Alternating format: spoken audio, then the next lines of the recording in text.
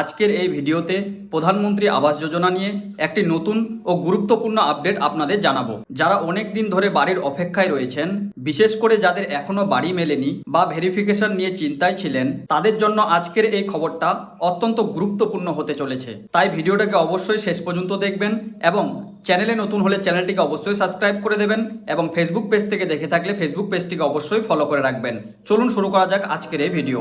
দেখুন, প্রধানমন্ত্রী আবাস যোজনার আওতায় পশ্চিমবঙ্গে প্রায় 1 লক্ষ বাড়ি অনুমোদনের বিষয়টি নিয়ে কাজ এগিয়ে চলছে। এই বাড়িগুলির জন্য উপযুক্ত উপভোক্তা নির্বাচন করতে মাঠ পর্যায়ে ভেরিফিকেশন করা হচ্ছে। এই ভেরিফিকেশনের কাজ 20 জুলাই পর্যন্ত শেষ করার লক্ষ্য রাখা হয়েছিল, কিন্তু অনেক জায়গায় একটানা বৃষ্টি, জল জমে থাকা এবং যাতায়াতের সমস্যার কারণে অনেক জায়গায় নির্ধারিত সময়ে কাজ শেষ করা সম্ভব হয়নি। এই কারণেই ভেরিফিকেশনের সময় আরও বাড়ানো হয়েছে।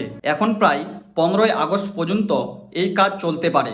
এর ফলে এখনও যেসব এলাকায় যাচাই সম্পূর্ণ হয়নি, সেখানে কর্মীরা বাড়ি বাড়ি গিয়ে তথ্য মিলিয়ে দেখার সুযোগ পাবেন।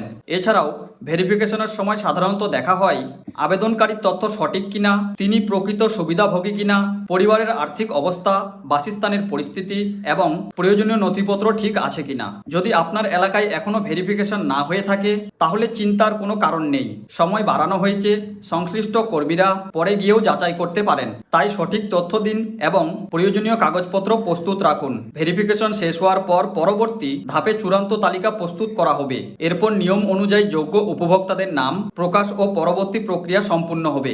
মনে রাখবেন, ভেরিফিকেশন শেষ না হওয়া পর্যন্ত কোনো গুজবে কান দেবেন না। শুধুমাত্র সরকারি ঘোষণা বা স্থানীয় প্রশাসনের দেওয়া তথ্যের উপর ভরসা রাখুন। তো বন্ধুরা, এই ছিল প্রধানমন্ত্রী আবাস যোজনা নিয়ে গুরুত্বপূর্ণ আপডেট। নতুন কোনো সরকারি ঘোষণা বা আপডেট এলে আমরা সহজ ভাষায় আপনাদের জানিয়ে দেব।